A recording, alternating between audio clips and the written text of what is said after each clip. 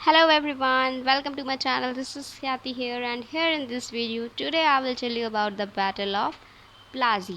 Battle of Plazi को जानना ना सच में बहुत इंटरेस्टिंग है बिकॉज जो बैटल ऑफ प्लाजी ना ये वो टाइम था जब इंडियंस का और पूरे इंडिया का ही कह सकते हैं एक्सप्लॉयटेशन स्टार्ट हुआ था। इससे पहले जो इंडिया था उसको सोने की चिड़िया कहा जाता था ना, तो फिर उसके बाद ये जो ब्रिटिशर्स आ गए थे, इंग्लिश ईस्ट इंडिया कंपनी आ गई थी, इन्होंने पूरा उजाड़ के सब कुछ रख दिया था। ठीक है, तो अभी देखते हैं इसमें कैसे हुआ, क्या हुआ, कौन कौन किसका किसका इन्वॉल्वमेंट था यहाँ पे, who was the winner and everything about the battle of Plassey. So let's move further. जो बैटल ऑफ प्लाजी था वो 23 जून 1757 को हुआ था। हम्म, और भागीरथी रिवर के पास कैलकटा में हुआ था। ओके, एंड किसके किसके बीच में हुआ था? इंग्लिश ईस्ट इंडिया कंपनी और नवाब ऑफ बंगाल। ये बहुत बुरा टाइम रहा है वैसे हमारे इंडिया के लिए। अगर शायद ये ना होता तो अपनी हिस्ट्री अच्छी होती। इंग्लिश ईस्ट इंडिया कंपनी को लेड करी थी रॉबर्ट क्लाइव, और नवाब ऑफ बंगाल थे सिराजुद्दौला। इनका इन्वॉल्वमेंट भी था ब्लैक होल ट्रेजिडी में। अभी ये हुआ क्यों? जो ब्रिटिशर्स थे, यानी कि जो इंग्लिश ईस्ट इंडिया कंपनी थी, वो ये चाहती थी कि उनके पास एक पपेट रूलर हो। But he was not like that. Sirajuddaula type के इंसान नहीं थे, वो काफ़ी स्ट्रिक्ट रूलर थे और वो इतना ज़्यादा इन्वॉल्वमेंट ब्रिटिशर्स का पसंद नहीं कर रहे थे। अभी कैसे? Non payment of taxes duties by the workers of east India company, fortifications of Calcutta by British without nawabs permission. Okay, वो टैक्स को पे नहीं करते थे, और जो ईस्ट इंडिया कंपनी के वर्कर्स ड्यूटीज़ जिस तरीके से परफॉर्म करते थे, that was also wrong. Fortification कर रहे थे कैलकटा का ब्रिटिशर्स बिना नवाब की परमिशन से, यानी वो किले किले बना रहे थे।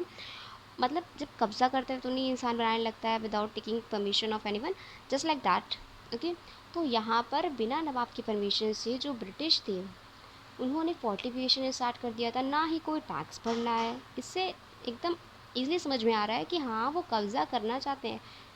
बाकी दूसरे को क्या बताना था इन लोगों ने, ईस्ट इंडिया कंपनी ने यानी ब्रिटिशर्स ने, कि भैया हम तो ट्रेड करने आए हैं, we are not here for the purpose of occupying something और ऑक्यूपाइंग इंडिया। ओके, हम यहाँ पे ऑक्यूपाई करने नहीं आए हैं कुछ, we are just here for the trade, but that was wrong. अब इसका रीज़न क्या था, क्यों ये जीते थे बैटल? मतलब कि अभी जब ये बैटल हुआ था ना, ये बैटल इसी वजह से हुआ था क्योंकि रॉबर्ट लाइव जो थे वो मान नहीं रहे थे बातों को। सिराजुद्दौला ने इसी वजह से बैटल करवाया था। हुआ क्या?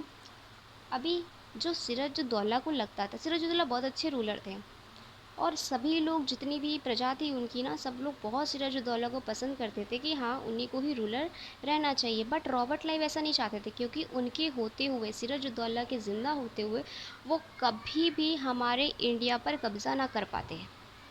That is true. तो मेन रीज़न हमारा यहाँ पे रहा है कि जो मीर ज़फ़र थे, कमांडर इन चीफ जो थे आर्मी के, यानी बंगाल के ही थे मीर ज़फ़र। तो सिराजुद्दौला को लगता था कि मीर ज़फ़र भी इनके साथ है और पूरी जो आर्मी है बंगाल की, सब कुछ इनके साथ है। बट एक्चुअल में ऐसा नहीं था। रॉबर्ट लाइव ने इनको ब्राइब कर दिया था, यानी बहला फुसला के, मतलब लालच दे करके इनको बोला कि मैं तुम्हें नवाब ऑफ बंगाल बना दूंगा, बंगाल का नवाब बना दूंगा, अगर तुम मेरा साथ दो तो।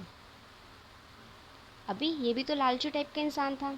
अभी ये रॉबर्ट लाइव के चक्कर में पड़ गया और इसने बैटल में पार्ट ही नहीं लिया। सिराजुद्दौला वहाँ अकेले पड़ गए। अभी यहाँ घर का भेदी लंका ढाई टाइप सिचुएशन क्रिएट हो गई, क्योंकि सिराजुद्दौला मीर ज़फ़र ये तो अपने ही थे, बट इन्होंने इनको बिट्रे करा, इनको धोखेबाजी करी है। मीर ज़फ़र धोखेबाज टाइप इंसान निकला। अभी पहले पता होता तो बेटर रहता, बट बाद में पता चला। फिर क्या हुआ? अभी जब मीर ज़फ़र, हाँ अगर मीर ज़फ़र ना होता तो कभी भी ईस्ट इंडिया कंपनी ये बैटल ना जीत पाती। ओके, मेन तो यही रीज़न रहे मीर ज़फ़र। अभी विनर कौन रहा था? ईस्ट इंडिया कंपनी रही थी। इंग्लिश ईस्ट इंडिया कंपनी जो थी ये विनर रही थी जब इन दोनों के बीच में बैटल हुआ, क्योंकि सिराजुद्दौला अकेले पड़ गए थे। अभी अकेले तो जीता नहीं जा सकता ना, कोई भी बैटल हो, पूरी फोर्स चाहिए होती है, जो लॉयल हो, बट हाँ मोस्ट ऑफ द फोर्स थी ना वो इन्हीं के लॉयल थी, मीर ज़फ़र के। मीर ज़ाफ़र के ही लॉयल थी आर्मी। अभी ये नहीं ले रहा तो इसकी आर्मी कहाँ से ले लेगी पार्ट, बिल्कुल नहीं लेगी। तभी वो बेचारे सिराजुद्दौला अकेले पड़ गए और फिर वो बेचारे डिफीट हो गए। विनर कौन रहा था? इंग्लिश ईस्ट इंडिया कंपनी, तो मैंने बता ही दिया। अरे हाँ, ये तो बताया नहीं ना कि प्लाजी जो है ये कहाँ से ये वर्ड आया, मतलब क्यों प्लाजी नाम पड़ा है किसी जगह का, है ना। बंगाल में ये जगह है प्लाजी।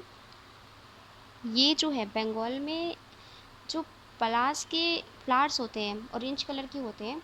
और हाँ, जो पलास है ये स्टेट फ्लावर भी है हमारे उत्तर प्रदेश का। It is a state flower of Uttar Pradesh, that is palash. Okay, पलास एक फ्लावर का नाम है जो ऑरेंज कलर के होते हैं। जो होली के कलर्स बनते हैं जैसे गुलाल वगैरह, ये सब पलास से ही बनते हैं। और वहाँ पर इसके बहुत ज़्यादा फ्लावर से, इसी वजह से जगह का नाम प्लाज ही पड़ा था। Okay, and thank you for watching my video. अगर आपको थोड़ी सी नॉलेज मिली हो कि क्या क्या कैसे हुआ, हमारा इंडिया कैसा, किस वजह से टर्निंग पॉइंट आया हमारी हिस्ट्री में, तो वीडियो को लाइक कीजिएगा, सब्सक्राइब कीजिएगा और शेयर कीजिएगा। एंड हाँ, कमेंट में बताइएगा कि कैसा लगा मेरा वीडियो। Okay, thank you.